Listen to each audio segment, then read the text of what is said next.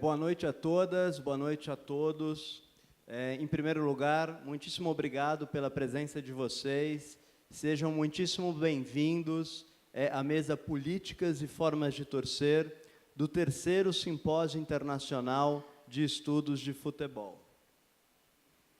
Bom, programado para os dias 26 a 29 de setembro, o terceiro Simpósio Internacional de Estudos sobre o Futebol é uma iniciativa do Museu do Futebol com o Ludens, Núcleo Interdisciplinar de Pesquisa sobre Futebol e Modalidades Lúdicas do Departamento de História da Universidade de São Paulo, juntamente da PUC São Paulo, Unicamp e Ludopédium. A edição de 2018 também conta com a parceria do SESC São Paulo e apoio do Consulado Geral da França, Consulado Geral da República Federal da Alemanha e do Consulado Britânico de São Paulo. Bom, dito isto, eu vou aqui muito rapidamente apresentar os palestrantes aqui dessa mesa, né? Os membros da mesa. Começo aqui com a minha querida amiga Rosana da Câmara Teixeira. Rosana da Câmara Teixeira é docente da Faculdade de Educação da Universidade Federal Fluminense. Ela é autora do livro Os Perigos da Paixão, Visitando Jovens Torcidas Cariocas. É pesquisadora do Laboratório de Educação e Patrimônio Cultural da Laboep da Universidade Federal Fluminense e do Núcleo de Estudos e Pesquisas sobre Esporte e Sociedade, também da Universidade Federal Fluminense. Fez parte do grupo que compôs o Brazilian German Fans and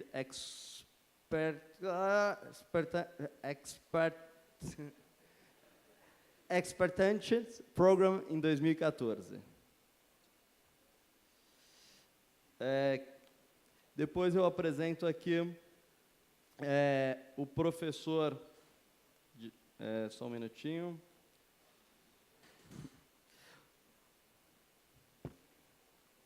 O professor Flávio de Campos, doutor em História Social pela USP, professor no Departamento de História da FEFELESH USP, desenvolve pesquisas sobre a história dos jogos desde a Idade Média até a época contemporânea.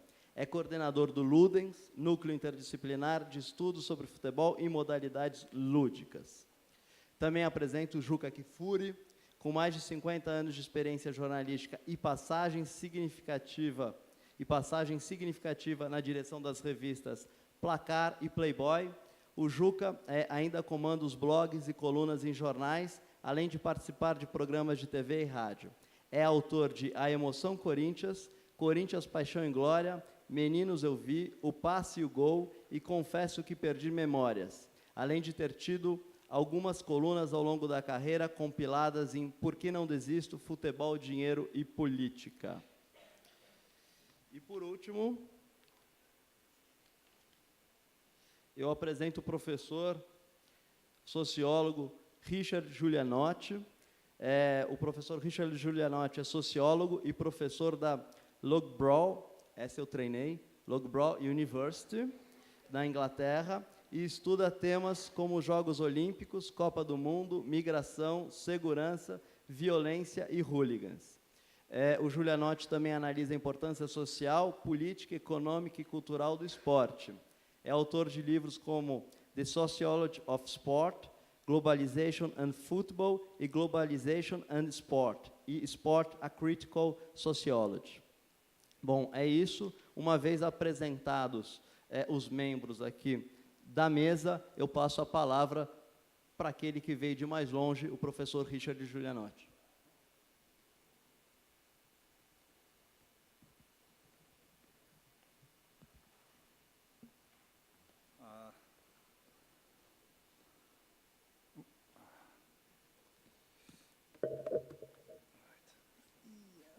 Oh, perfect. Thank you. I'll swap you.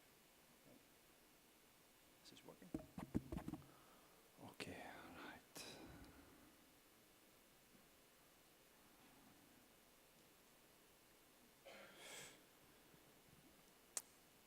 Okay.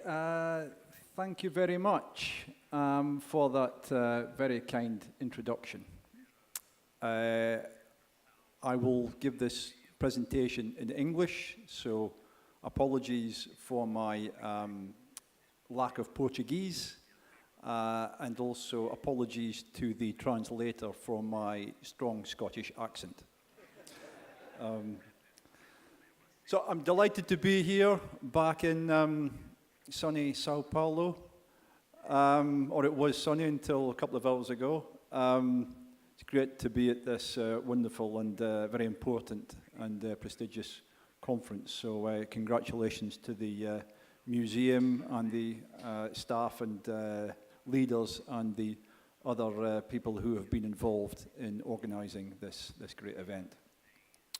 So I wanted to speak about football fans and politics, and to raise a few key issues around the organisation and the future politicisation of the game in terms of the role of fans within football politics and football governance.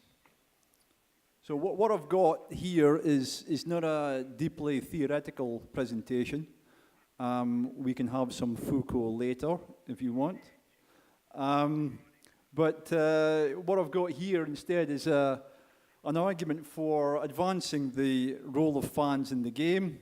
And what I'm looking to cover here would be the objectives, or the key objective here, the justifications we can put forward for the greater involvement of fans in politics, some of the difficulties and challenges that this issue is presented with, and some possible ways ahead for advancing fan involvement in the game in terms of the politics of the game. So the broad objective here would be for fans to be more fully recognized and to have an embedded and institutionalized political role within the governance and politics of football. It's a fair and I think justifiable objective that we can have and should work towards. And this representation, this institutionalized political role can have different formats, and it can occur at different levels. Club and national and international level, in terms of representation with federations, through forums, on the different boards or committees. Making sure that fans do have this significant role on relevant committees, and also having a process in place for the nomination, the election, and the representation of wider fans by specific individuals who they nominate and put forward.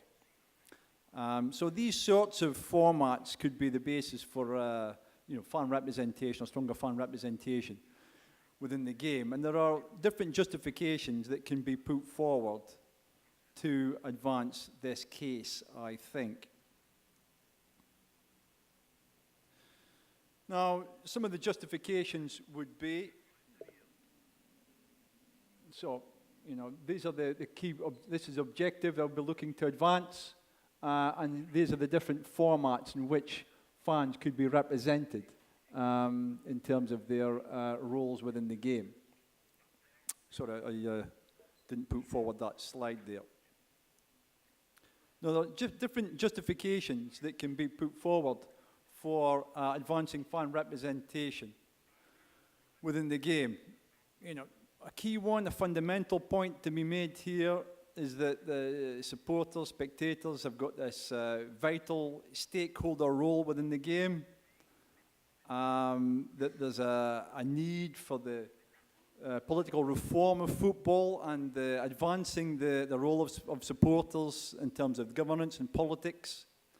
This could be a litmus test, a key test for the changes, the so-called democratization of the game that has been arguably pursued to some extent by different authorities following the corruption arrests and so on with FIFA. So it could be a litmus test for the, the advanced democratization and transparency in the game that we all want to see. Fans can also play a crucial watchdog role in relevant committees, keeping an eye out and keeping an eye on for bad governance potentially, or mismanagement, or corruption. You know, in terms of the management of the game, they could have that role on different committees or in the different positions in terms of the governance of the game. And also, having greater fan representation could be seen as part of the societal development process as well, where there's a democratization and increasing transparency within public institutions. So football institutions, football organizations could be seen as part of these wider public institutions, and the need to democratize and make them democratize these institutions and make them transparent is vital, and football can be a key space in which those institutions undergo those changes. Another set of justifications that can be put forward regarding the increased role of fans in the politics and governance of the game would be around the different roles or positions or identities that fans are sometimes given or understand themselves as having. So we have, for example, fans as community, as representing, symbolizing, embodying the community which a club or a national team represents. So fans embody the identity, the history, the identity of that community, and also as a form of social inclusion as well. Fans providing a role in terms of those communities are key in terms of including diverse social groups, and obviously women have been a key focus for the conference previously, women's football, and also for the presentations earlier. So that's one potential justification in terms of fan roles. Fans also as citizens, so there's that sense of fans being citizens in terms of being political stakeholders in the game, and therefore having a role and a right to be represented. We're often told that fans can be seen as consumers in the game, and it's a label that many fans understandably resist, but some fan groups use this label to their advantage at times by saying that they demand the same consumer rights in the marketplace in football as consumers would have in other areas of consumption. So as a form of consumer rights, we have a justification. And also fans can be seen as producers as well as consumers. They produce so much within the game that part of which is actually commodified, of course. So they create spectacle, they create atmosphere that helps in the commercialization of the game, the way in which the game gets marketed. So one argument that could be made, turned around against, in relation to this commercialization issue, is to say, look, fans are producers of this product that the marketeers like to highlight. So again, they've got a key role that they play, so therefore, they should therefore be represented for the key role that they play. And a further point here that we could add, another justification, would be around the security aspect, or the safety and welfare aspect. Having fans in dialogue, represented politically in the governance of football, in the management of football, can be a way in which we can protect against some of the disasters that have occurred and the fans face the consequences of these, such as, the image here is the Hillsborough 1989 disaster, at which 96 Liverpool fans were fatally injured at a football match in Sheffield. So having fans with a stronger representation in the game can help to improve the security and safety within the stadiums, and also improve, the relations between fans and police forces and security forces, making a more dialogical model for the management and the spectating experience. So those are some of the justifications that could be put forward regarding increasing fan political involvement in the governance of the game. Now, there are numerous challenges or difficulties that would be faced for advancing these increased political representations of spectators in the game. And obviously within the existing football system, there is a built-in reluctance or opposition to those, resistance to change, to reform. There are strong political interests for maintaining the status quo. The basic structures of football pretty much remain the same, which involve a minimal role for fans, and also a lack of democracy and transparency in the game. Part of that may be around the way in which the game is structured, as I say. For example, with FIFA, with its one nation, one vote system, so that therefore the individuals who dominate specific associations, national associations, are the ones who really have dominance politically within the game in terms of its governance, with the result that different varieties and types of stakeholders, especially those that are outside of the commercial sphere, those other stakeholders do not get adequately represented.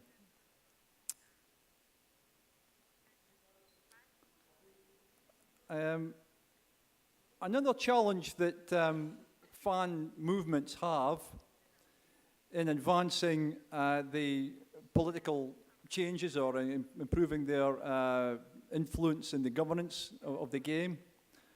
Another challenge relates to the fans themselves, the different spectators who are out there.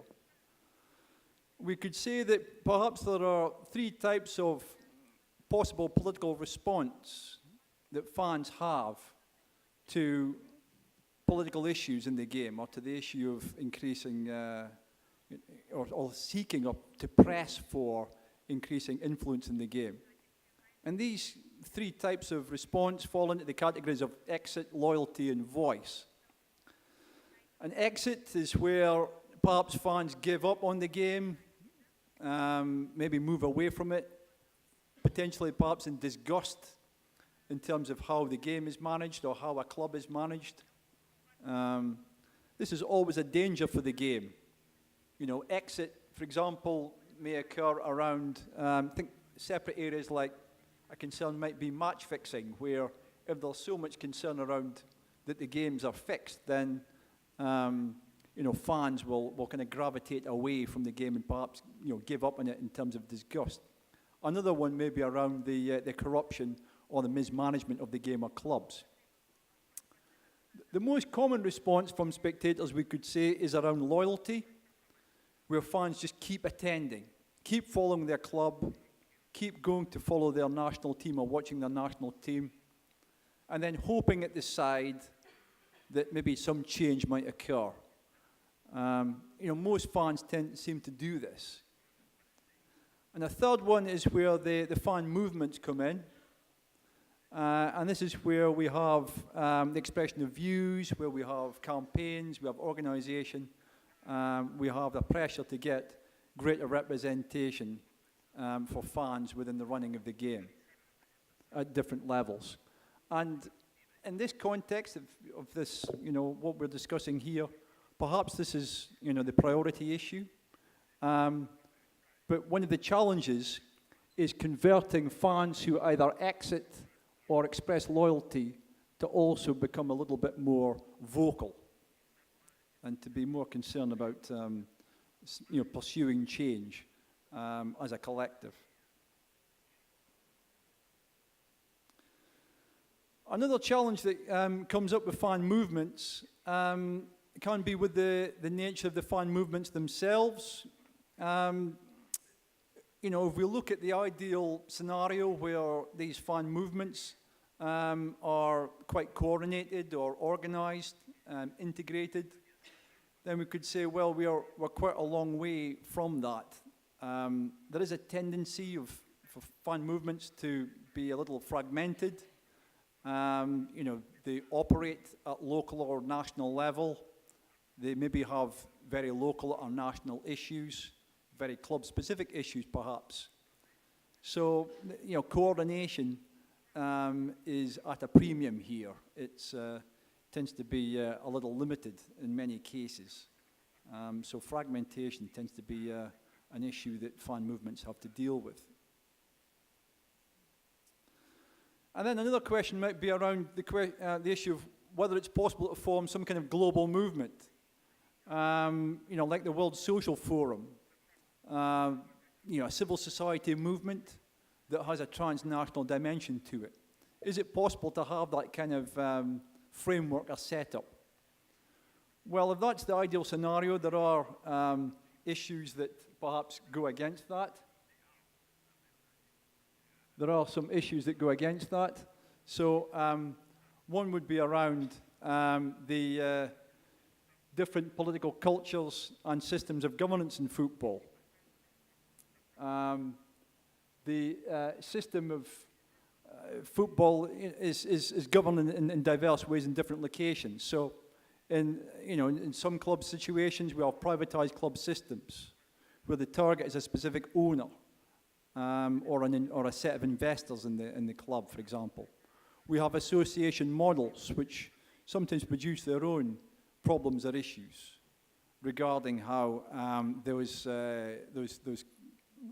fans are effectively represented by the individuals who, in theory, are nominated or elected to represent them.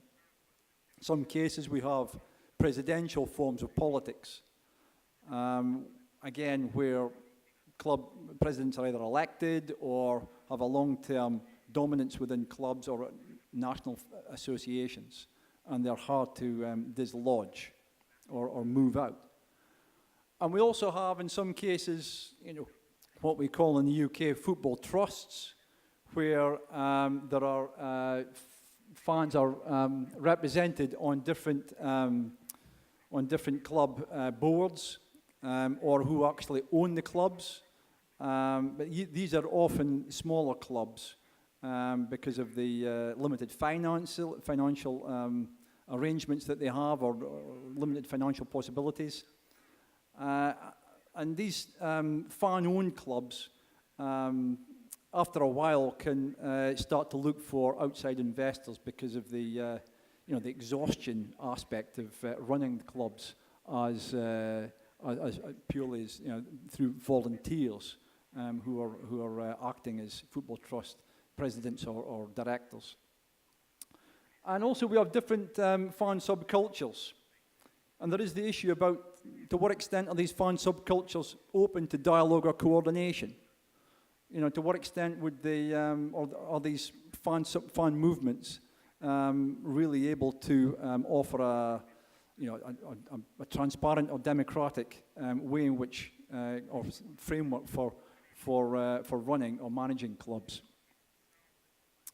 And then a further point here is how we can ensure legal practices and safeguard against the possible corruption of fan representatives, because obviously there have been reports in different locations of these cases where fan representatives do have somewhat more corrupt relations with club presidents or leaders. So those are some of the challenges that club the football system faces, or the fan movements face, if they're going to advance the democratization of the game through their greater involvement. And then, a final set of challenges and difficulties that fan movements face, I think, would be around two areas of representation and resource. In terms of representation, there are issues of quality, the quality of the representation that they have in terms of whether the right people are able to represent those fan movements, the reliability and transparency. And we have to beware the possibility that some fan movements may be mirrors of bad governance, as we find maybe with some other associations or clubs. And also in terms of resources, how to support and how to finance fan movements, especially at maybe a transnational level, where there can be an effective set of campaigns or movements to press for greater fan representation, or for fan representatives to be effective stakeholders on different committees or different structures within the governance of the game. So those are some of the challenges and difficulties that I would highlight in terms of the politicization of fan movements and their increasing role within the game.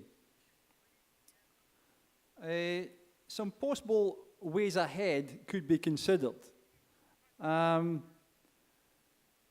There are several points that here we could recognize, we could put forward here. One is to begin, obviously, by recognizing these challenges and difficulties and being realistic with the potential changes that can take place. And also recognizing and accepting that there's no perfect model of fan democracy. All of them have certain challenges and potential weaknesses. There's the issue of legitimate representation that we can start from there in terms of ensuring that or pursuing a situation where the governance of the game underwrites, in terms of its constitutional arrangements, the representation of fans within it. So that may be one of the key areas to focus on to begin with, to ensure that there's that, shall we say, statutory or legal commitment within the game to have fans represented within its different structures. There's the transnational coordination issue as well. How to formulate that. Where would the centre, the hub for that transnational coordination be? How would we ensure that different, for example, nations are effectively represented? There's also the recognition that would need to take place that different issues and strategies come up in different nations or regions. An issue, the approach of the set of issues in Germany may well be very different to those in Brazil, Australia, Armenia, and other locations. So in that sense, we would need to take what you could call a global approach, a global commitment to increasing fan representation within the game, but also ensuring that there's a local adaptation, an adaptation to the local context. In addition, there are, a further way ahead would be around advancing political pressures around diverse issues, and again, those would be locally focused, perhaps. One approach might be to engage with other stakeholders and to perhaps exert some pressure with these other stakeholders. For example, corporate sponsors, of clubs or of federations or of global governing bodies or continental governing bodies. FIFA came under a lot of pressure from corporate sponsors latterly, very late, but it looked as though that was having a bit of an effect with FIFA. So, engaging with these corporate sponsors could be another way in which fans could have a greater influence, perhaps. And also, of course, working with other forces or representatives of democratization within football. And that would include, obviously, esteemed journalists, such as my colleague here on my left, well known in Brazil, of course, and other leading journalists who are out there NGOs that are effective and experienced in campaigning for progressive issues and advancing the interests of civil society movements. And also some politicians who are out there who are willing to challenge governing institutions within sport as well. And then maintaining that public voice is critical. And there are different forums in which that obviously can be done, around campaigns where physically people are out there in the streets, public demonstrations. We find it in stadiums where chants break out, which cannot be silenced. Social media has become obviously quite a powerful tool for the younger generation. So that's a key forum that governing bodies and also sponsors are very aware of and alert to. That could be one space, further space in which fan movements become more active. But a final issue, I think, here is resourcing and identifying funding sources for those fan movements or organizations, ideally to operate at national or transnational level over a period of time and in a way in which they're quite effective. Resourcing is key. For example, if you look at an organization like Transparency International, which has got a lot of kudos, credibility in terms of civil society movements, but run on a shoestring, run with a low budget. So those sorts of NGOs could do much more with the resources, and the same goes with fan movements in terms of their role within the governance of the game, and also their pressure to become more active or to have a stronger voice within the running of the game. So that resourcing issue is key, I think. So thank you for your attention, and look forward to the discussion later on. Thank you.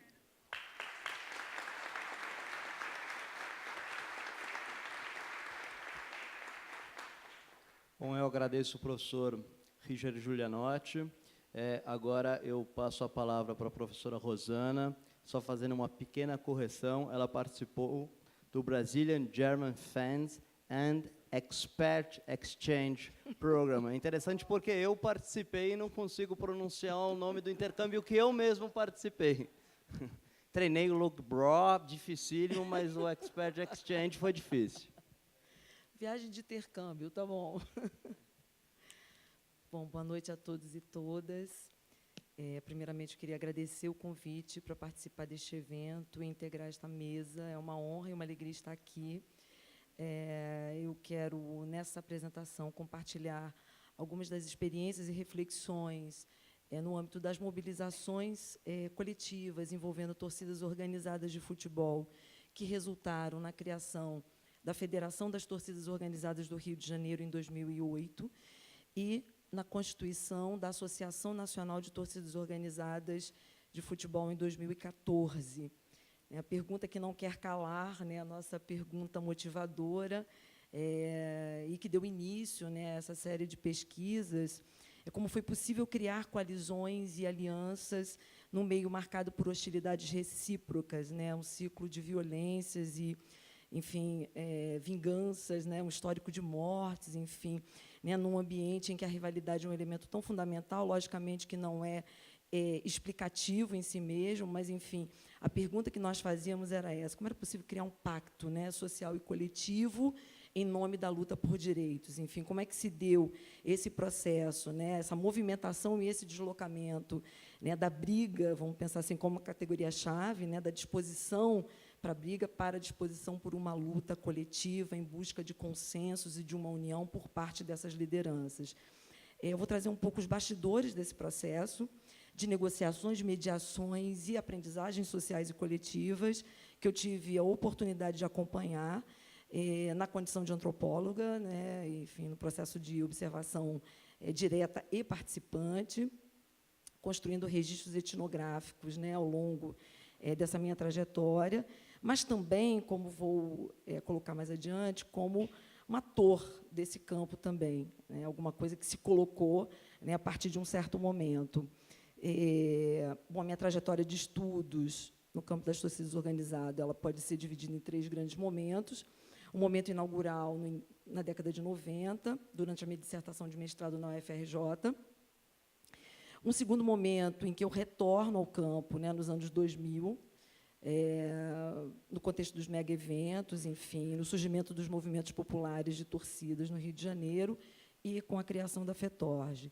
E o último momento, particularmente a partir de 2014, com a viagem de intercâmbio à Alemanha, com a participação nos seminários de prevenção da violência promovidos pelo Ministério do Esporte, a participação na Câmara Técnica do Conselho Nacional de Prevenção da Violência e, por fim, com a criação da Anatorg.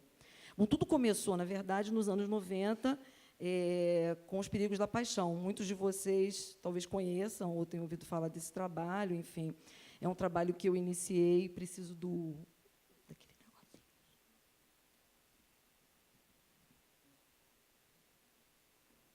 Só um momento, gente. Vamos ver se vai funcionar agora. Vamos ver se é isso. Ai, vai começar tudo de novo. Sim.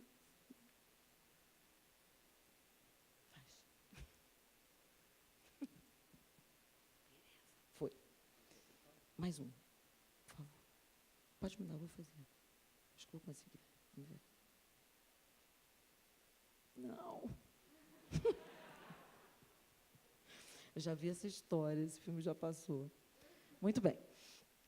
Então, naquela ocasião, quer dizer, o meu objetivo era exatamente conhecer os sentidos, né, os significados dessa experiência torcedora, um pouco como se dava a inserção na torcida organizada, particularmente o meu universo de análise foi o universo das torcidas jovens cariocas, e eu entro nesse campo realmente no momento em que esses sentidos de torcer estão em disputas, e a gente observa realmente, né, uma grande polêmica nos meios de comunicação em função da batalha campal do Pacaembu em 95. Então, iniciei a pesquisa em 96 e concluí em 98. Ou seja, temos aí 20 anos, né, desse trabalho.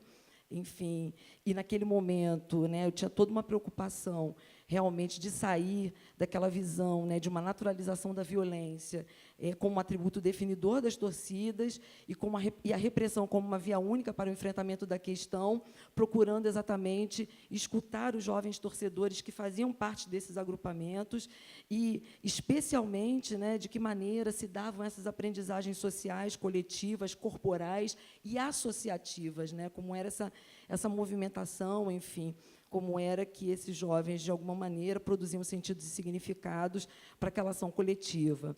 Então, era um pouco na contramão das interpretações vigentes, e me interessava muito, naquele momento, compreender como é que os torcedores interpretavam as interpretações que eram construídas, né, a respeito enfim, do seu comportamento, enfim, da sua adesão, né, àquele universo. Então, os engajamentos coletivos, enfim, emocionais e corporais eram muito importantes para mim.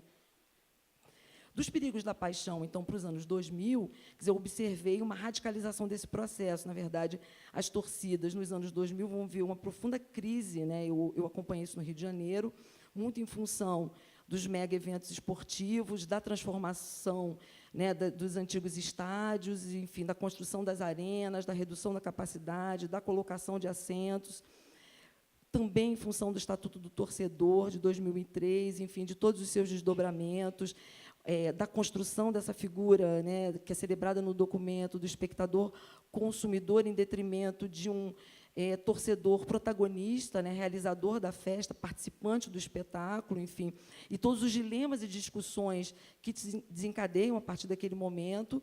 E, por outro lado, a gente observa um movimento de criminalização das torcidas justamente em função de uma nova escalada de conflitos no Rio de Janeiro, especialmente de 2005 a 2007, nós temos casos muito dramáticos, né, envolvendo arma de fogo, enfim.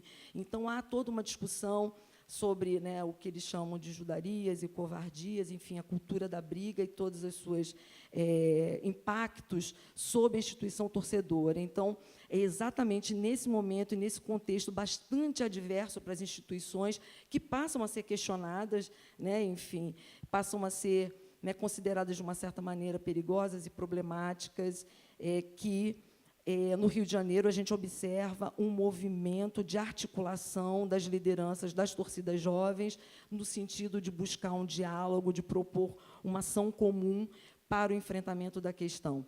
Então, nesse momento, por favor, você pode passar, Felipe, mais um. A gente vai ter, então, mais um.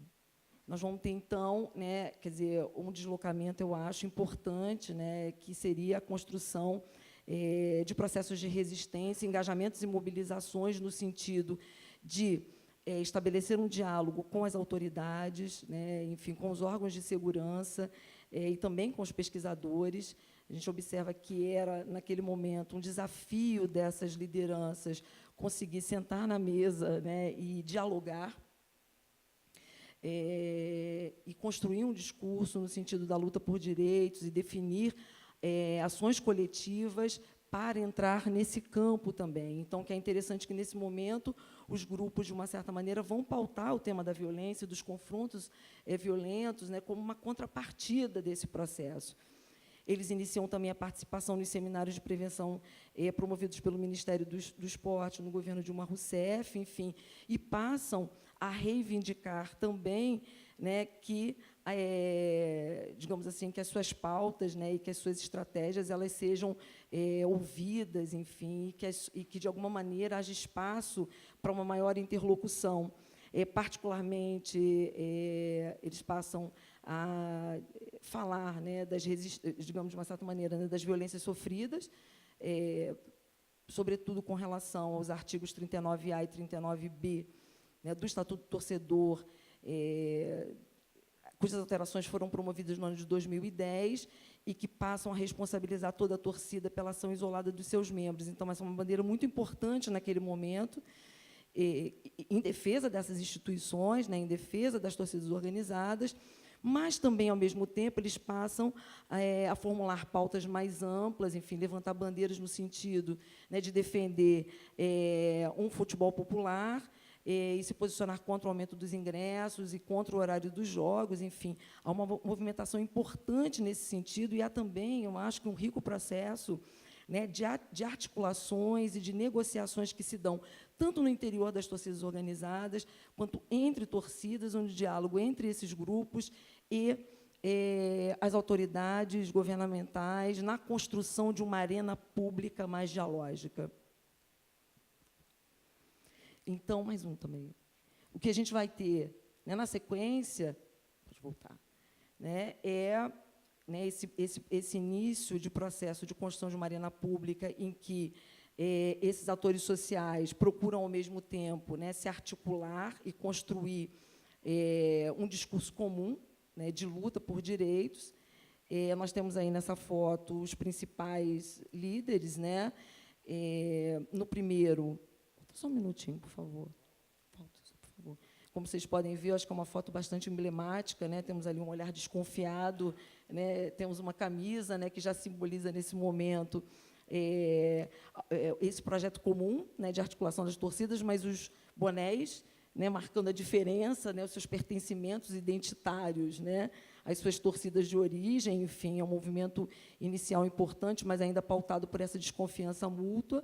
Na sequência, a gente tem aí também já uma outra foto, né, enfim, onde a gente observa aí que já há um maior entrosamento entre eles, e aí temos a figura também da Camila Gadelha, da raça rubro-negra, que é uma participante fundamental desse processo, né, que vai ser uma personagem importante na construção dessas mediações. E, né, do acompanhamento desse processo, vai surgir, então, um projeto coletivo, que é o projeto A Voz da Arquibancada, que é um projeto de pesquisa que eu, Bernardo Buarque, o Jimmy Medeiros, então, iniciamos naquele momento. O nosso objetivo era coletar as histórias de vidas dessas lideranças, enfim, acompanhar esse processo de construção e também, ao mesmo tempo, né, de deslocamento dessa associação no espaço público. A gente temia que, talvez, a federação não sobrevivesse às suas próprias contradições internas. Então, a gente, naquele momento, então, definiu a urgência, né, de termos um projeto comum que, pelo menos, garantisse o registro, né, e trouxesse um pouco, né, dessas experiências, de maneira que a gente pudesse, mais na frente, talvez ter um balanço, uma avaliação, né, uma compreensão maior do que estava se passando. A partir daí, então, nós avançamos, né, enfim, nessa interlocução, e vamos acompanhar digamos assim, a construção do movimento nacional de torcidas, né? Como é que vai ser possível, de 2008 para 2014, então, a construção de um movimento nacional. E aí nós temos vários elementos importantes a serem considerados. Por favor. Um deles é a própria experiência da FETORJ, a própria experiência da federação naquele momento. Né, a gente vai ter, né, quer dizer, como resultado dessa participação nos seminários das torcidas organizadas no Ministério do Esporte, uma maior articulação e diálogo entre as torcidas de todo o país. Desses diálogos, portanto, né, nesse cenário, que é um cenário, né, bastante interessante, né, os seminários, inicialmente, eu acho que eles tinham muita preocupação, né, de trazer as torcidas, né, para digamos assim, para um maior monitoramento, tendo em vista os mega-eventos esportivos a serem realizados no país, mas que acabam se transformando, de alguma forma, numa arena pública que vai mobilizar diferentes atores sociais para debater políticas de prevenção da violência. Então, as torcidas passam a ter mais voz, né, enfim, elas passam, de alguma maneira, a trazer, né, as suas visões, enfim, e também a se comprometer muito mais nas discussões dos temas que são pautados pelo próprio Ministério. Na sequência desse processo, então, vai acontecer, eu acho que talvez um dos fatores que eu considero fundamentais, né, no crescimento do movimento, que foi a viagem, então, à Alemanha. A viagem à Alemanha acontece em 2014, ela é a contrapartida de uma viagem que os alemães tinham feito em janeiro de 2014 para conhecer as torcidas brasileiras, enfim. E aí foi sugerido, então, que, né, participasse desse grupo, né, diferentes atores sociais. Então, nós temos os representantes do governo, lideranças de torcida e pesquisadores.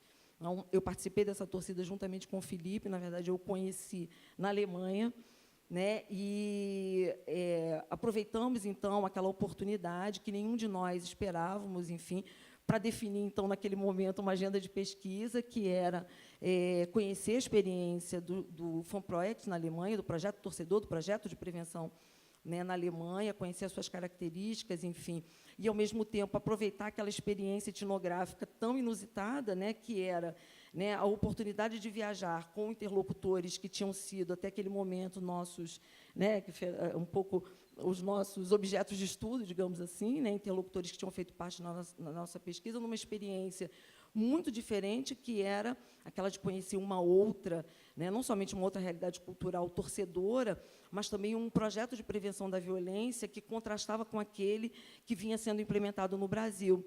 Né? Então, nós unimos ali os nossos esforços, enfim, e começamos, então, né, a aproveitar aquela experiência para levantar o máximo de dados e informações, estabelecer contatos e diálogos, enfim, com os diferentes mediadores que estavam presentes, então, naquela situação de pesquisa, né, e de viagem. Então, na sequência, bom, naquela foto nós temos, então, o nosso momento de chegada, né, estão ali vários desses atores representados.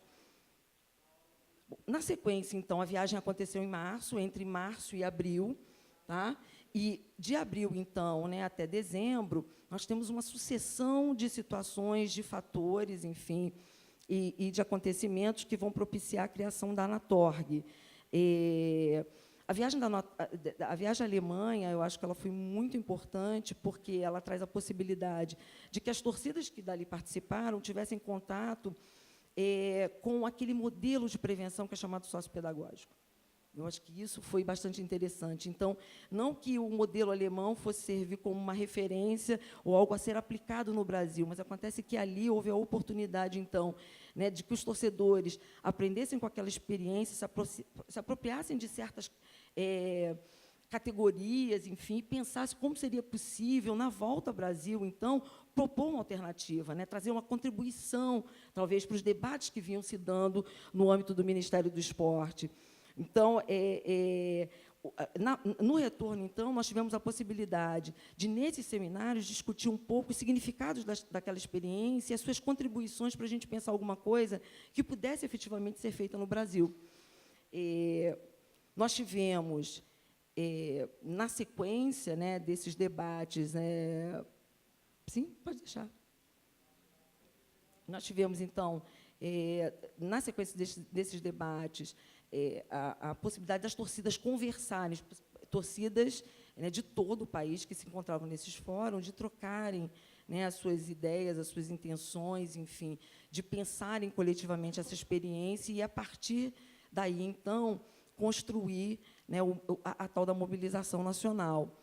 A influência da experiência, né, da Alemanha ela é tão forte que, na verdade, o slogan, né, que a Anatorg assume é o slogan do movimento ultra-alemão, fale conosco e não sobre nós, ou seja, demonstrando o quanto que as torcidas desejavam, naquele momento, que elas participassem, né, da construção das políticas públicas que lhe eram destinadas, como um ator importante. Então, eu acho que é fundamental pensar, né, nesse momento, o quanto aquela difícil missão de conciliar grupos divididos por um passado de desavença e estabelecer consensos mínimos em torno de um bem maior, que é a sobrevivência das entidades, acaba se dando num espaço governamental, né, que são esses seminários. Ou seja, eu acho que mais do que nunca é importante lembrar da importância, né, que esses encontros assumiram, a importância do governo Dilma Rousseff, no sentido de abrir esses espaços, de criar,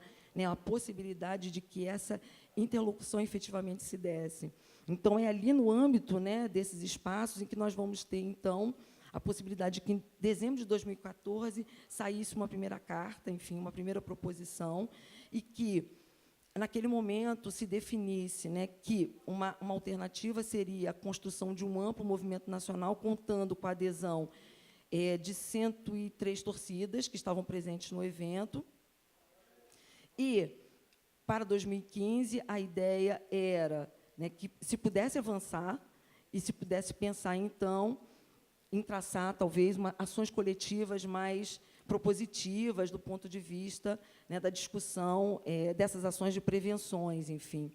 Então, eu acho que, naquele cenário, foi muito importante a participação das torcidas, mas também a nossa participação, né? Eu gostaria de destacar como foi importante, alguma coisa muito inesperada também, tanto para mim, quanto para o Felipe, quanto a professora Luísa Reis, que já estava, né, assim, há bastante tempo no Ministério, enfim, participando dessas discussões, do Bernardo Buarque também, naquele momento, no sentido de pensarmos coletivamente essas ações. Então, tivemos ali um momento privilegiado, né, um único, talvez, em que todos esses atores estavam presentes e buscando soluções, estratégias e alternativas, alguma coisa que, inicialmente, talvez, nenhum de nós pudesse vislumbrar no início dessa caminhada, né? Como é que nós nos tornamos também atores desse campo, participantes efetivos, né, na construção dessas alternativas. Eu acho que isso é importante também para pensar no impacto das nossas pesquisas, nas suas apropriações, nos seus usos, enfim, na importância social dos conhecimentos que nós produzimos, sobretudo nesse momento tão crucial que era vivido pelas associações, e ter ali a possibilidade também de termos uma interlocução né, entre nós e, coletivamente, né, pensarmos nas nossas contribuições. Bom, eu já entro nas considerações finais. Eu queria destacar a participação, nesse momento, também de criação da Anatorg, de uma outra torcedora organizada, que foi fundamental, que foi a Silvia Carbonaro, da Mancha Verde. Enfim, ela participou ativamente, tanto da Comissão de Paz no Esporte, quanto dessa mobilização, né, inicial da Anatorg. Naquele momento, nós tínhamos muita preocupação de garantir, naquela virada, né, estávamos ali nas eleições, então, garantir que, né, na eventualidade, digamos assim, de uma não eleição da Dilma Rousseff, que aquelas ações que tinham sido ali definidas, elas pudessem ter uma continuidade. Então, foi um momento muito tenso, digamos assim, né, um momento importante. Enfim, sabíamos da responsabilidade, né, daquela situação que nós estávamos vivendo. Então, a ideia era garantir a continuidade das ações, garantir a permanência daquele diálogo, garantir desdobramentos, né, enfim, e que, de alguma maneira, a gente conseguisse, né, dar sequência e aprofundar as discussões que tinham sido ali desenvolvidas. Eu passo, então, para as considerações finais. Eu acho que Fundamental destacar que a deposição, né, da presidente Dilma Rousseff teve um impacto, né, assim, terrível. As ações foram interrompidas. Então, tudo isso que a gente viveu e construiu, enfim, se desmobilizou. E vivemos um momento de incertezas a partir de então. E o que nós vimos, então, na tônica, né, foi realmente, né, uma opção, na verdade, pela repressão e pelas punições das torcidas. Então, vivemos um momento bastante dramático, enfim. Entendo que, de alguma maneira, desde os anos 90, quando eu comecei a estudar, né, quer dizer, que a via da repressão não é a única estratégia para a resolução do problema da violência, ela é uma dimensão desse processo, mas nós precisamos avançar e pensar, talvez, em estratégias no sentido mais inclusivo e sociopedagógico, no sentido de que esses atores possam efetivamente participar e contribuir. Eu temo, né, que o enfraquecimento desses espaços associativos, que são importantes para milhares de jovens nesse país, eu acho que tem consequências, né, ainda mais dramáticas. Enfim, eu acho que a ocupação do estádio é também uma forma de resistência, de luta, né, contra a elitização do futebol. Eu acho que é importante valorizar, né, a importância da Anatorg na mediação com as torcidas de todo o país. E pensar também que essas políticas públicas de prevenção da violência precisam, sobretudo, ser políticas para as juventudes, com as juventudes. Enfim, a gente precisa se perguntar, né, quais são os anseios desses jovens, avançar no sentido da discussão do debate sobre os padrões de masculinidade vigentes, né, que precisam entrar em pauta, assim como a questão da homofobia, do racismo, do direito das mulheres torcedoras. Né, eu gostaria de encerrar a minha participação. Enfim, na verdade, sim, as duas últimas fotos, eu queria dedicar essa apresentação à Silvia Carbonaro e à Camila Gadelha, que já não estão mais aqui. Infelizmente, as duas faleceram precocemente. A Camila este ano e a Silvia Carbonaro em 2015, enfim, mas elas tiveram uma participação fundamental nesse processo e eu desejo que as suas vozes continuem ecoando, enfim, que a gente continue a seguir, assim, e que elas continuem inspirando, né? Sobretudo a participação das mulheres organizadas, que são muitas, né? E, enfim, eu espero que a gente volte a ser feliz de novo e que a gente possa retomar todos esses projetos e experiências que foram fundamentais, eu acho, no sentido da gente pensar coletivamente em alternativas que, ao mesmo tempo, garantam a existência das torcidas organizadas como espaço de sociabilidade, mas também pensar de que maneiras podemos enfrentar a questão dos confrontos violentos de forma, né, em que a gente não precise pensar na extinção das organizações, mas mantê-las, né, como espaço importante para milhares de jovens nesse país. Muito obrigada.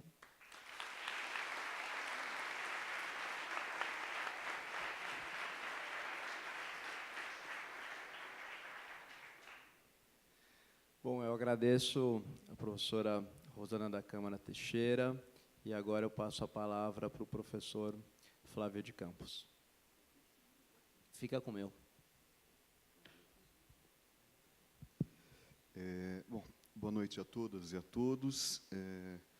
Para mim é um imenso prazer estar compondo essa mesa com o Richard, com o Juca, com a Rosana, com o Felipe. Né? E o desafio, né, de discutir política e futebol em tempos tão sombrios. Né? E, de certa maneira, o que eu vou falar aqui é um pouco o que eu tenho resmungado nos últimos meses, com cada pessoa que eu encontro. Né? Eu resmungo, reclamo, né? e vocifero, e abro um pouco o meu fígado para as pessoas. Aqui eu vou sistematizar tudo isso que eu tenho falado e tentar falar umas coisas aqui para vocês. Eu chamei essa fala de politização às avessas. Né? E, como historiador, eu vou trazer algumas coisas aí para a gente pensar. Bom, como nos dias atuais, nos dias presentes, em 1945 havia eleições parlamentares e presidenciais marcadas. A data prevista para essas eleições era, no entanto, 2 de dezembro, e não haveria disputa pelos governos estaduais que, naquela ocasião, eram controlados por interventores. Na época, falava-se muito de um capitão, quase mítico, cercado de polêmicas e provocador, que provocava discussões acaloradas, o capitão Luiz Carlos Prestes. Uma palavra de ordem era bradada pela recém-criada UDN, União Democrática Nacional, todo o poder ao Supremo Tribunal Federal, o que acabou se confirmando na posse do ministro José Linhares como presidente da República após a destituição de Getúlio Vargas em 29 de outubro. Em setembro, o time do São Paulo conquistara o Campeonato Paulista, comandado por Leônidas da Silva. Na segunda e terceira colocações, Corinthians e Palmeiras, respectivamente. O time do Vasco seria campeão carioca em novembro. O vice-campeonato ficou com o Botafogo, que tinha no seu elenco o irrequieto Heleno de Freitas. Nas eleições presidenciais de 45, Heleno de Freitas manifestou apoio ao brigadeiro Eduardo Gomes, candidato da UDN. Leônidas da Silva teria declarado voto em Edo Fiuza, o candidato do Partido Comunista do Brasil. Antes das eleições, em 13 de outubro de 1945, dirigentes do Corinthians, do Palmeiras e da Federação Paulista de Futebol promoveram uma partida amistosa cuja arrecadação foi destinada ao MUT, Movimento Unificador dos Trabalhadores, braço sindical do Partido Comunista do Brasil. Os recursos serviriam para custear as candidaturas comunistas, um jogo beneficente com conotação política e ideológica. Como dá para a gente ver, os tempos eram muito outros, muito diferentes do que a gente está vivendo hoje. Hoje, o que a gente assiste, alarmados, são seguidas declarações de diversos atletas brasileiros, de grandes agremiações, em apoio à candidatura fascista do fascista capitão. São quase inexistentes, são parcos, apoios públicos de jogadores de futebol a candidaturas progressistas.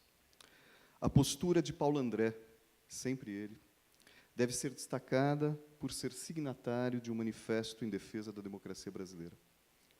A politização dos atletas parece ocorrer às avessas, com adesões e manifestações que prescindem de participação política nos clubes, do envolvimento com movimentos sociais e que correm na direção do retrocesso político e civilizatório. As parcas exceções são de ex-atletas. Mesmo assim, alguns que se manifestavam costumeiramente, de maneira positiva, parecem hoje mais acanhados e até mesmo receosos em sustentar posições mais contundentes. Estamos, portanto, na contramão de outros contextos em que as relações entre política e futebol eram mais edificadoras. Pode-se dizer que perdemos os vestiários de goleada e corremos o risco de perder as arquibancadas, a despeito das valorosas manifestações de representantes de torcidas organizadas, de torcedores e de coletivos de resistência. No campo do futebol, neste momento, a correlação de forças nos é muito desfavorável. Como chegamos a essa situação, é uma questão difícil, eu vou tentar apontar algumas questões para a gente tentar entender ou ajudar a compreender. Esse fenômeno que eu vou denominar pelo nome, que é o neofascismo brasileiro. Em primeiro lugar, em meio a essa agenda eleitoral, há que se diferenciar a disputa política do significado do combate político que está sendo travado. Da mesma maneira que o futebol é muito mais do que um jogo, para todos nós, essas eleições são muito mais do que as escolhas do mandatário do Executivo Federal, dos governadores e dos parlamentares. Sob o palco do espetáculo eleitoral, no subterrâneo dessa história presente, está em questão o pressuposto de toda e qualquer proposta de governo ou plataforma política. Na eleição de 2018, discute-se a própria democracia. De maneira perversa, nessa quadra sombria da história, são revisitados os elementos que compuseram o processo relativamente recente de abertura política, iniciado na segunda metade da década de 70. Voltam à baila índices como nacionalismo, moralidade, família, fé, misoginia, homofobia, racismo, intolerância, fanatismo, autoritarismo, censura, tortura, negacionismo e ditadura. Isso se dá na direção contrária às balizas civilizatórias que se constituíram por séculos e foram reafirmadas após a Segunda Guerra Mundial. Tais balizas demarcaram os horizontes dos embates políticos no interior do estado de bem-estar social do mundo capitalista. Arrisco afirmar que assistimos no Brasil o estabelecimento de um estado de mal-estar social, sem termos conseguido sequer estabelecer um modelo de bem-estar. Isso se deve tanto pela retirada dos direitos sociais dos cidadãos e, sobretudo, das camadas subalternizadas, como vimos nos últimos 2 anos, quanto pela ameaça do cerceamento da participação política e do estabelecimento de uma tutela autoritária. Os índices mencionados anteriormente são elementos constitutivos do neofascismo brasileiro. Há uma vastíssima literatura especializada que examinou tal fenômeno social desde a década de 30. Esquivando-me de retomar esses debates, gostaria de chamar a atenção para uma característica fundamental do fascismo apontado por Hannah Arendt. É um movimento de massas, não é um movimento de uma única pessoa, constituído, sobretudo, por pessoas que não se articulam por identidade de classe, partidária ou organização profissional, e que, durante muito tempo, nutriram indiferença ou desprezo pela política institucional.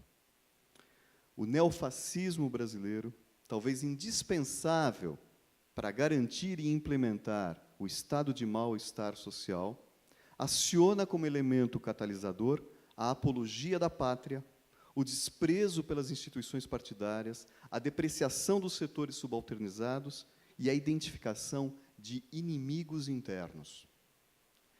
Este último aspecto é recorrente ao longo da história do Brasil, cujas elites enunciaram por diversas vezes a necessidade de combater e subjugar afrodescendentes escravizados, indígenas, assalariados, camponeses e subversivos, denominando-os, respectivamente, como barris de pólvora, selvagens, criminosos, fanáticos e terroristas.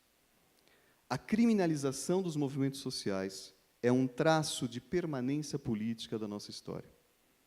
Toda essa cultura fascista é impulsionada pela cruzada judiciária, que tem no combate à corrupção uma espécie de cálice sagrado, do qual emanam os elixires seletivos e persecutórios. Nosso tenentismo togado, responsável pela judicialização da política e da politização do judiciário, promove o desequilíbrio dos poderes e a tutela judicial da política. E aí eu pergunto, todo o poder ao Supremo Tribunal Federal? Aqui temos uma outra disputa ideológica, que se dirige não apenas para o presente, mas, sobretudo, para a memória do passado.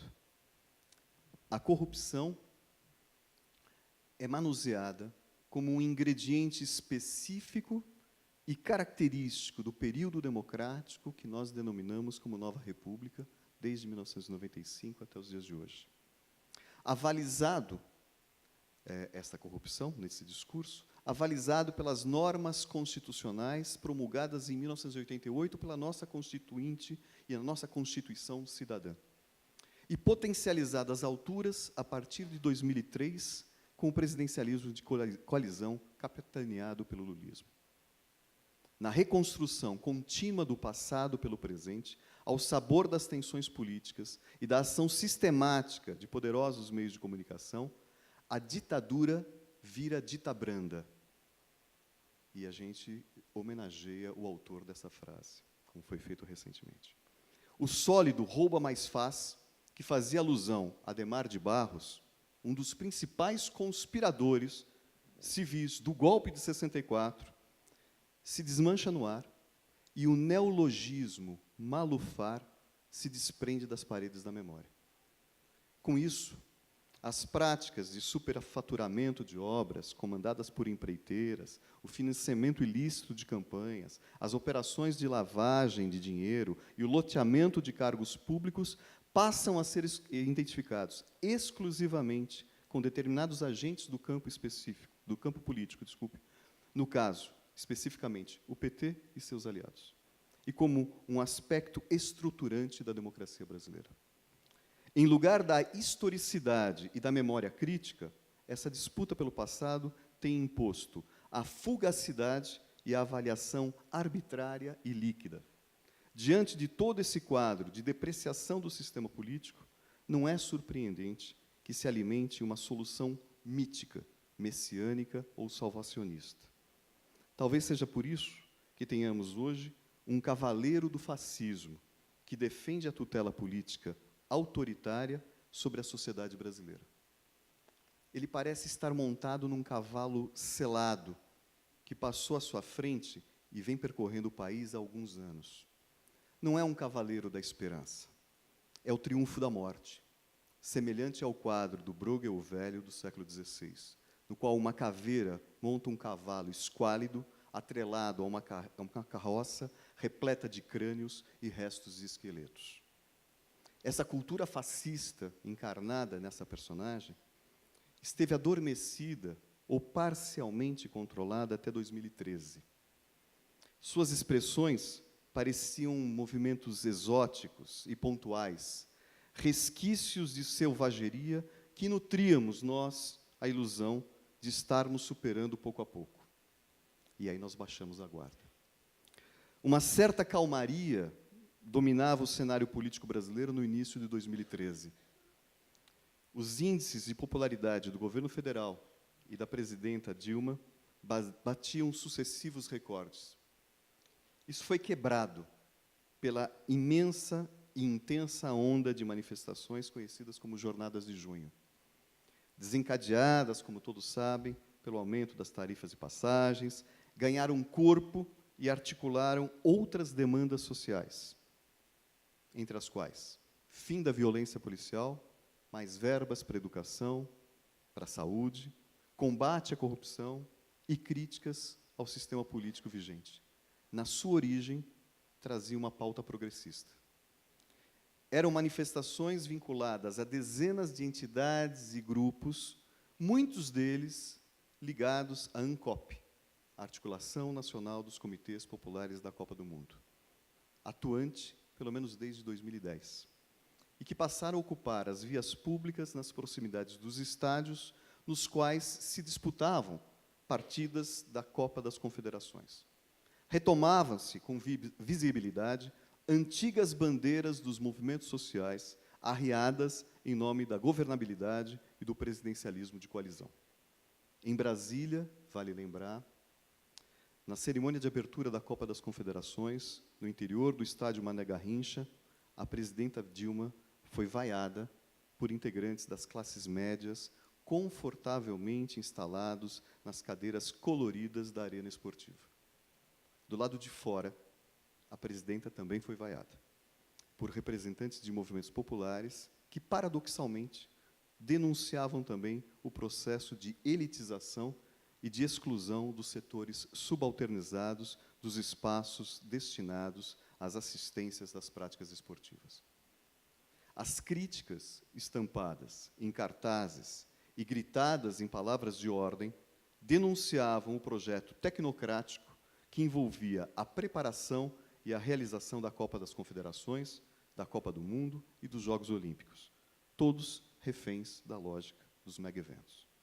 Na abertura da Copa de 2014, as vaias foram substituídas pelo xingamento chulo, em geral endereçado aos árbitros de futebol, que contrariam a torcida, ou atletas que desapontam os seus torcedores.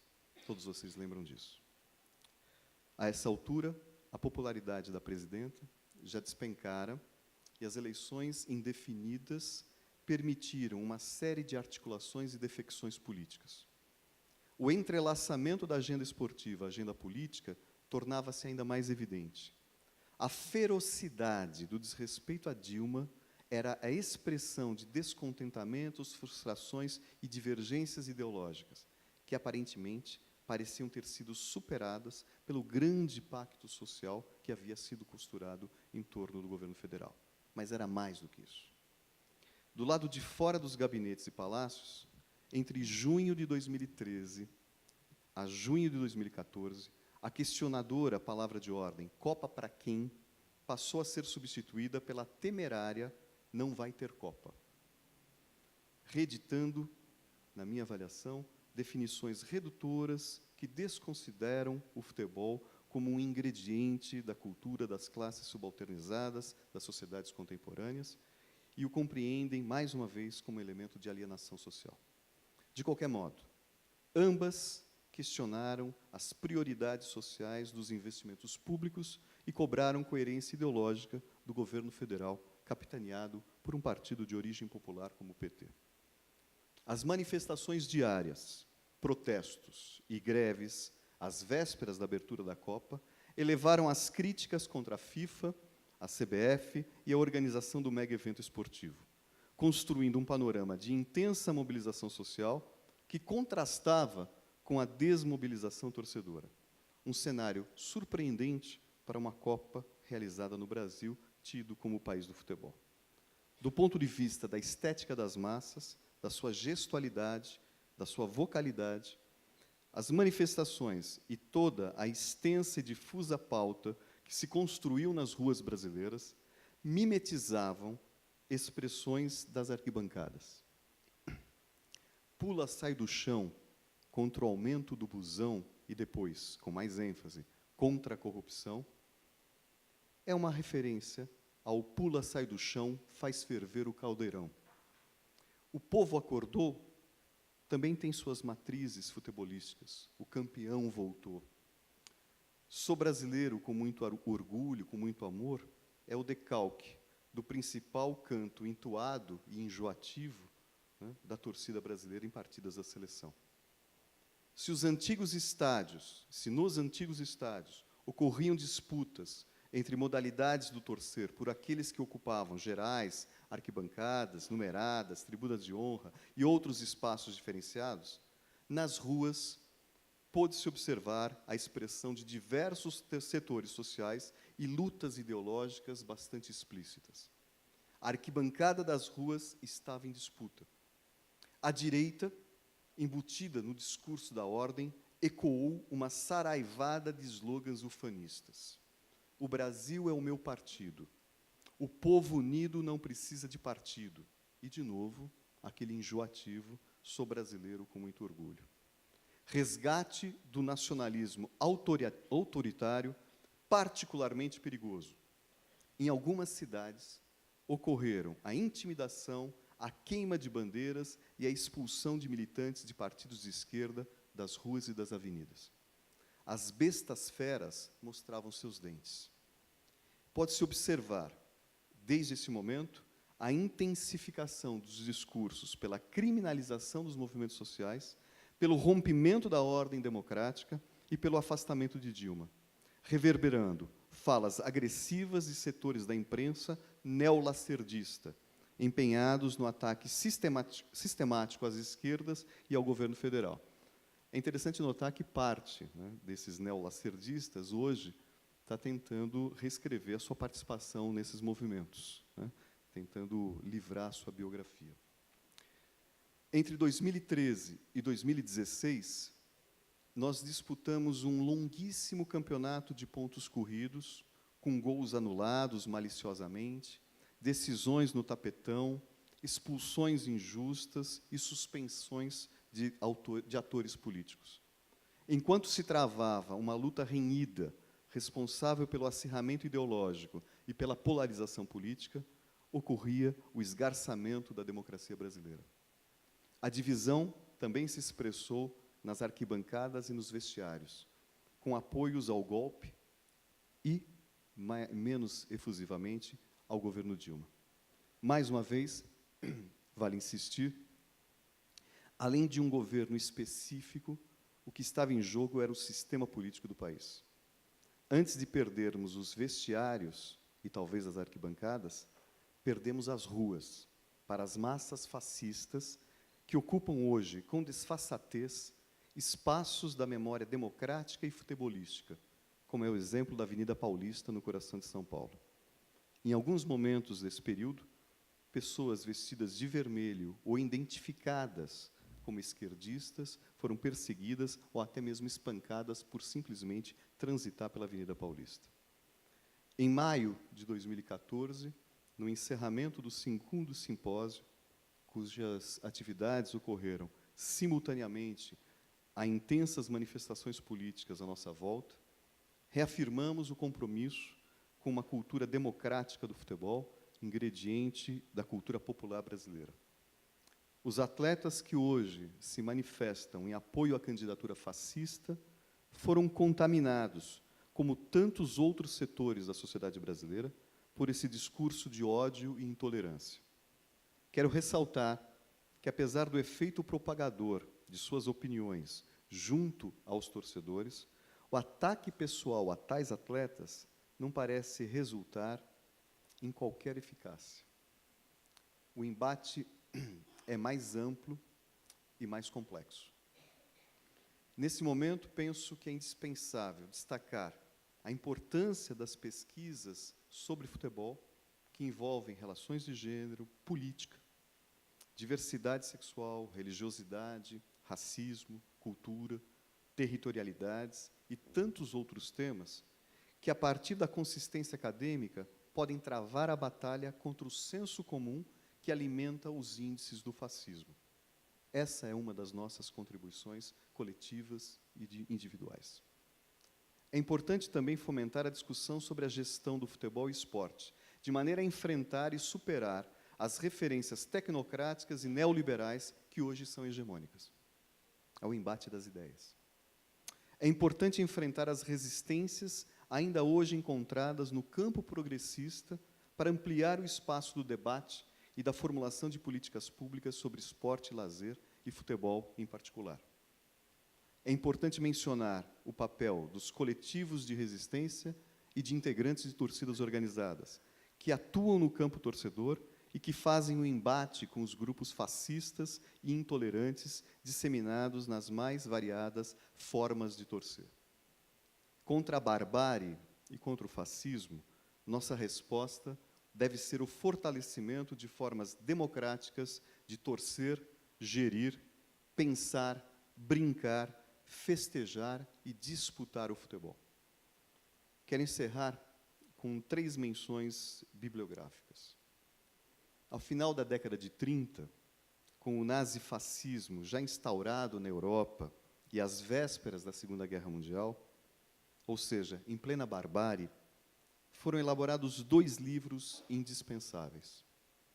Em 1938, era publicado o Homo Ludens, de Johann Huizinga, obra seminal para a discussão sobre os jogos e a cultura humana. No ano seguinte, na Suíça, foi editado o Processo Civilizador de Norbert Elias, sobre a origem da civilização, dos costumes e das boas maneiras. No pós-guerra, na edição do pós-guerra, o Norbert Elias dedica esse livro aos seus pais mortos em campos de concentração. Algum tempo antes, em 1932, ano da vitória eleitoral dos nazistas na Alemanha, Walter Benjamin escreveu o instigante, o que os alemães liam enquanto seus clássicos escreviam.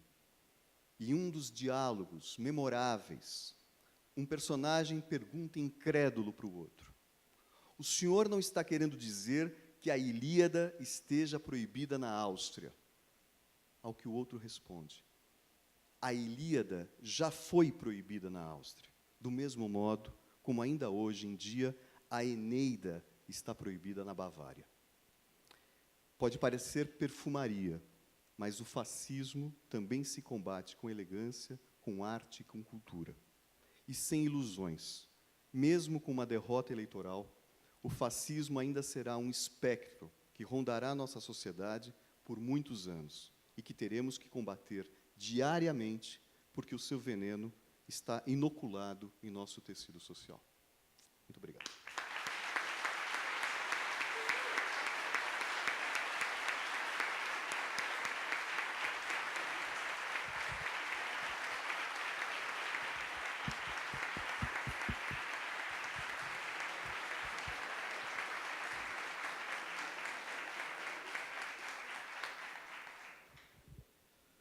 Bom, agradeço ao Flávio pela fala e eu passo então agora a bola para o Juca Kfouri.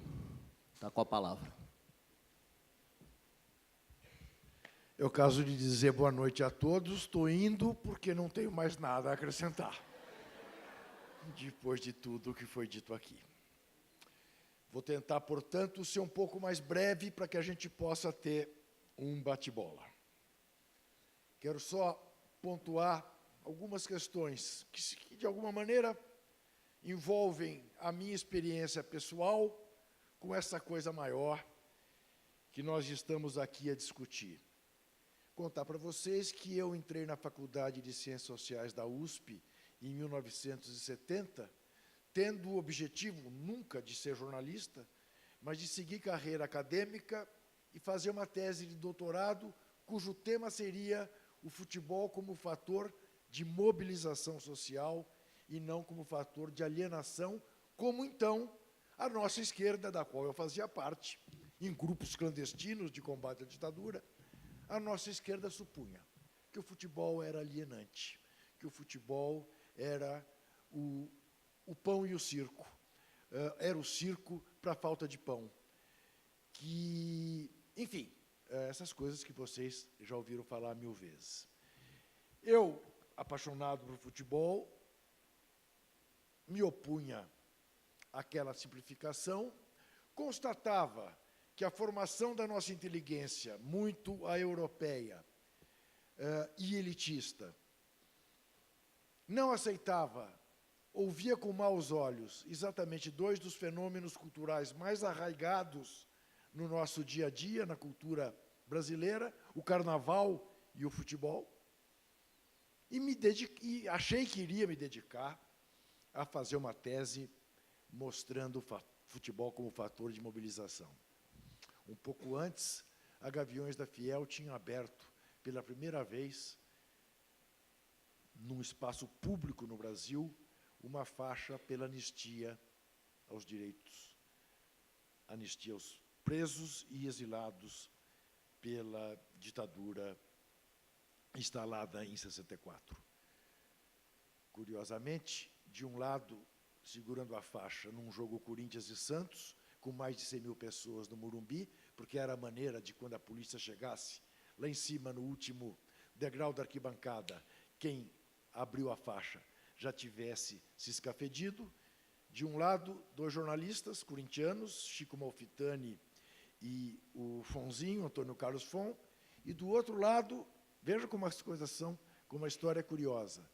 Um jovem estudante, torcedor do Santos, de sobrenome McDowell, cujo irmão, 6 anos depois, foi essencial para a condenação do Estado brasileiro pelo assassinato de Vladimir Herzog nos porões da ditadura. McDowell, irmão do advogado Samuel McDowell, que, no começo da carreira, enfrentou a ditadura e levou um juiz, também no começo da carreira, a dar a sentença contra o Estado brasileiro. Se é uma coisa, até hoje, por incrível que pareça, repetida no Brasil, e eu sei que eu não preciso dizer isto aqui, neste fórum, porque se eu precisasse dizer, vocês não estariam aqui. que política e esporte, que política e futebol não se misturam, não se confundem. Esse sempre foi o discurso, por exemplo, de João Havelange. E a razão é muito simples. Porque quando eu faço o discurso de que política e futebol não se misturam, porque o meu partido é o futebol, como dizia João Havelange, eu tenho abertas as portas para fazer o pior tipo de política. A política que concilia com as ditaduras, como ele fazia na África, na Ásia e na América do Sul. A não política que permitia ele trazer uma Copa do Mundo para a Argentina, do general Videla. A não política que confraternizava com o presidente Médici, o ditador. Andava de braços dados com ele. A não política que fazia com que, onde a arena fosse mal, um time no campeonato nacional. Essa era a não política do João Havelange. E cada vez que alguém politizava, dizia, está misturando, coisa de comunista.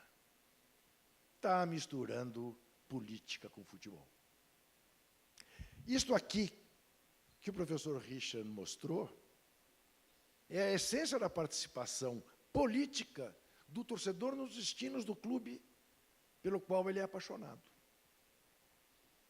O que disse a professora Rosana é nada mais, nada menos do que a busca de partidos aparentemente inconciliáveis sentarem-se à mesa em nome de um objetivo comum que eles podem ter e que só vão alcançar pela política. Bom, o exame aqui do nosso historiador, de 45 para cá, é a prova ou é a comprovação mais escarrada disso que eu estou pretendendo dizer. Então, abstrair o futebol da política é tudo o que interessa à movimentação fascistoide que nós hoje encontramos no Brasil. Eu quero deixar claro aqui para vocês duas coisas. A primeira delas, recentíssima. Eu escrevi uma coluna na Folha, não faz uma semana, defendendo a morte, o direito do Felipe Melo cometer a estupidez que ele está cometendo. Com todas as letras. Porque eu há anos que eu, de alguma maneira, peço que os esportistas se manifestem no Brasil, sem exigir deles o pescoço, porque não sou chegado a exigir heroísmo com o pescoço alheio, mas pretendendo que eles se coloquem, que eles se manifestem, que a gente saiba com quem está lidando. Ora, quando aparece um que se manifesta, mesmo se manifestando como se manifesta este Felipe Melo, eu acho que faz muito bem. E espero que haja manifestações, como a do Paulo André, ou como a dos atletas americanos nas Olimpíadas de 68, fazendo o gesto do Black Power, ou como se manifestaram os democratas corintianos no começo dos anos 80, Dr. Sócrates, Casagrande, Vladimir. Não é? Essa é a minha expectativa. Embora eu tenha absolutamente presente que há um limite da tolerância com a intolerância. Porque se a intolerância prevalece, acaba com a tolerância. Então, a gente tem que ter isso claro também, ao mesmo tempo. Para não cair no engodo meramente do discurso democratista. Nós temos que ter, como o Flávio mostrou, muito presente os riscos que nós estamos correndo. Daí ter sido magnífica, eu lamento que, espero que não tenha, não, espero que tenha muitos rubro-negros aqui, para manifestar minha solidariedade com o que aconteceu ontem à noite, que foi realmente uma coisa dolorosa do ponto de vista da massa brasileira, embora a segunda massa esteja feliz. por que eu falei isso? Tá vendo? Fui fazer uma provocação, tá vendo? Ai? Por que eu ia falar do Flamengo, meu Deus do céu? Eu lá já não sei. Não ia atacar o Palmeiras de jeito nenhum, apenas registrar que o Palmeiras não tem mundial, mas isso todos vocês sabem, eu não preciso registrar aqui. Muito bem. A Gaviões da Fiel, mais uma vez, se manifestou, por intermédio do seu presidente, com um brilhante manifesto dizendo: Gavião não vota em Bolsonaro. Note que ele não saiu dos cuidados de quem é presidente de uma instituição que tem as mais diversas cabeças. Ele não pediu voto para ninguém. Eu sou capaz de pedir voto aqui. Ele não pediu voto para ninguém. Ele disse: Gavião não volta em Bolsonaro. Lembrando as origens da Gaviões da Fiel. Contra a ditadura, não só a que estava instalada em Brasília, como a que estava instalada no Corinthians. Presidido, então, por um deputado da Arena chamado Vadielu, em cujo sítio se torturavam e matavam presos políticos. O braço direito de Carlos Marighella, o velho Joaquim Ferreira Câmara, o Toledo, para quem eu dirigi um Fusca, levando ele para cima e para baixo, foi morto sob tortura no sítio do Vadielu. A Gaviões nasceu contra isso.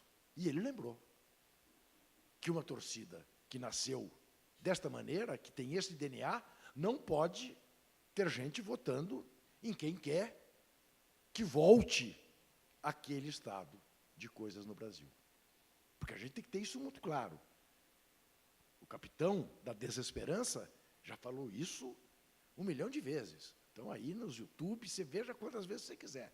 Sou a favor da tortura e o povo brasileiro também é. Está lá, dito por ele. Ah, ele era muito moço. Não, não me interessa. Quem disse isso uma vez na vida, não que não tenha o direito de evoluir ou da autocrítica, mas até hoje, de alguma maneira, ele repete isso.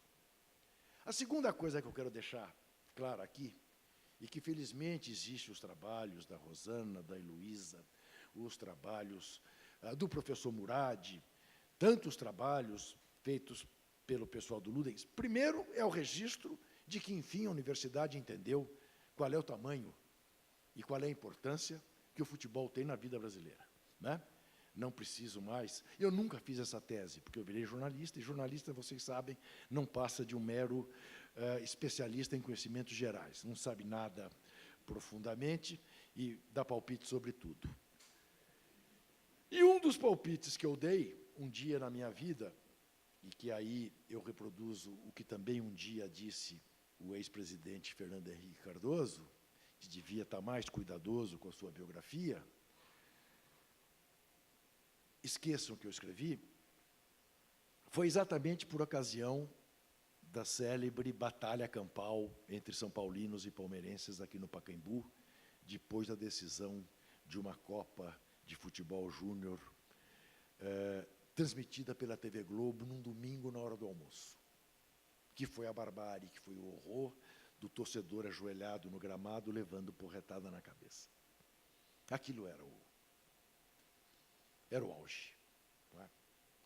Num jogo de portões abertos, sem cobrança de ingresso. Eu dirigia a revista Placar, mas o jornal Estado de São Paulo me pediu um artigo sobre aquilo, para publicar na segunda-feira. Eu sentei e escrevi. E escrevi um artigo, Freud explica, e eu até procuro esquecer que eu tenho escrito, então eu não sei exatamente o começo, meio e fim dele, mas eu sei que a ideia subjacente que estava no artigo era a seguinte: nunca mais se faça futebol de portão aberto, porque, vira isso aí. Enfim, a ideia subjacente é que quem fazia violência em estádio de futebol era pobre. Né? Ocorre que aquela violência tinha sido uma coisa tão absolutamente apavorante que, acreditem vocês ou não, eu não recebi uma crítica por ter escrito aquilo que eu havia escrito. Ao contrário. Recebi muitos aplausos. O Estadão até quis que eu me transformasse em colunista do jornal, coisa que eu não podia exatamente por dirigir a Placar. O tempo foi passando e eu fui percebendo o absurdo que eu havia cometido. E eu comecei a me lembrar dos quebra-paus havidos no ginásio do Pacaembu, ou na piscina do Pacaembu, ou no campo de futebol da cidade universitária, na Paulimed, não, na Paulipoli, que eram os jogos entre a Paulista de Medicina e a Escola Politécnica de Engenharia. Ou na MacPauli, que eram os jogos entre a Mackenzie e a Politécnica, ou a MacMed, que eram os jogos entre os estudantes do Mackenzie e da Medicina. Nós estamos falando apenas de gente branca, de elite, e que quebrava o pau, igual, talvez não com o requinte de dar porretada no meio do gramado, mas a pancadaria era tanta que não existem mais essas Olimpíadas interuniversitárias em São Paulo. E fui parar para tentar entender um pouco melhor. Eu, que sempre fui uma pessoa a favor de que todo mundo se organize, por que eu estava contra a torcida organizada? Dr. Sócrates discutia muito comigo sobre isso. Dizia assim, não é possível que você não perceba o potencial que há numa torcida organizada. Bom, eu me arrependo de ter escrito esse artigo. Não me joguem esse artigo na cara, porque eu de cara vou dizer, esqueça. Eu tenho absoluta convicção hoje que nós não vamos resolver a questão nem sequer da violência dos torcedores organizados, a minoria dos torcedores organizados. Com a repressão e com a paz dos cemitérios, com clássicos de torcida única, e estou absolutamente convencido da necessidade de cada vez haver maior organização e cada vez mais os torcedores tomarem para si a dificílima tarefa de conduzirem as agremiações pelas quais são apaixonados. Até para evitar o que acontece na terra do professor Richard, que é vir um russo ou um sheik milionário e comprar o Palmeiras, como a dona Leila está querendo comprar já faz algum tempo. Me parece até que já comprou, mas vai parecer coisa de corintiano. Ou como a MSI, com dinheiro sujo da Rússia, do senhor Berezovsky, quase fez no Corinthians, cujos resultados nós vimos. Foi campeão em 2005 e caiu em 2007. Essa política, que aqui em São Paulo, veja que coisa, mais uma vez, em adendo ao que disse o professor Flávio, essa política aqui em São Paulo da torcida única foi implantada por um secretário da Segurança que virou ministro da Justiça do governo Temer e hoje é ministro do STF. Todo o poder ao STF. O fato objetivo é o seguinte, gente, por incrível que possa parecer, 30 anos depois da promulgação da Constituição Cidadã do Dr. Ulisses Guimarães, nós precisamos, ou andamos precisados, ou fomos testemunhas, nos dias que passaram, que o presidente do STF venha a público e diga que quem ganhar a eleição toma posse e segue a regra do jogo. E o ministro da Defesa diga que o Exército está aí para garantir que quem ganhar as eleições tomará posse. Nós precisamos ouvir, 30 anos depois da Constituição promulgada, depois de termos passado mais de 20 sob ditadura, nós ainda precisamos desse tipo de garantia. Eu gostaria de acreditar que não, que isto são meras redundâncias. Mas anteontem eu li um editorial do jornal o Globo falando contra a banalização dessa ideia do golpe, que esta coisa não existe, não há a menor hipótese. Aí eu fiquei preocupado. Fiquei preocupado. Porque 3 anos, 4 anos atrás, eles estavam fazendo uma autocrítica pela posição de 64,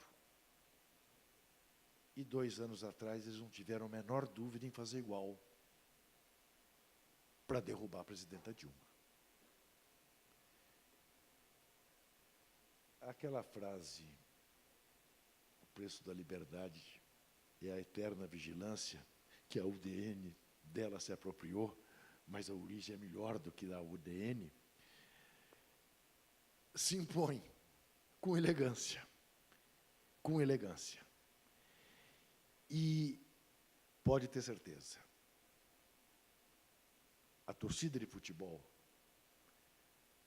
quem frequenta a arquibancada sabe, e eu que passei 22 anos da minha vida sem gritar uma vez, é campeão, que cansei de ir a campo de futebol muito mais para curtir a torcida do Corinthians do que para curtir o time, porque o time vivia perdendo do Palmeiras e do Santos. Eu tenho absoluta convicção do quanto, no campo de futebol, a gente aprende a conviver com o que é contrário, a gente aprende a conviver com o que é diferente, a gente aprende a ser generoso, a gente aprende a ser solidário e a gente aprende a ser resistente. Se eu tivesse desistido de ser corintiano, eu não seria hoje o torcedor mais feliz do Brasil. Muito obrigado.